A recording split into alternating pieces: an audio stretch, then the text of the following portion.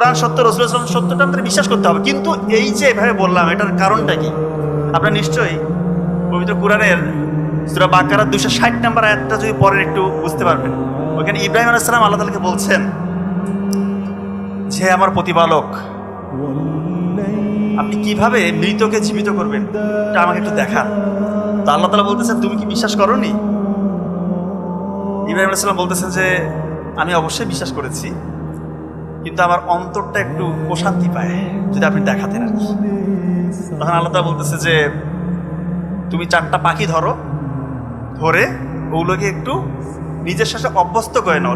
নিজের সাথে অভ্যস্ত বলতে একটু পোষ মানাও, যেন ওরা তোমার কথা বুঝতে পারে। এখন দেখেন না, পাখিরা তো কথা বুঝে, ময়না পাখি, টিয়া পাখি আপনার বাসায় পুষলে মোটামুটি কথা বুঝতে পারে। তো এরকম একটা ব্যাপার। তো 4টা পাখিকে পোষ মানার পরে আল্লাহ তাআলা বলতেছে এবার তুমি এই পাখিগুলোকে টুকরা টুকরা করে পাহাড়ের বিভিন্ন জায়গায় রেখে এসে ওদের নাম ধরে ডাকো, তারা তোমার দিকে ছুটে আসবে। আল্লাহু আকবার, চিন্তা করেন তো।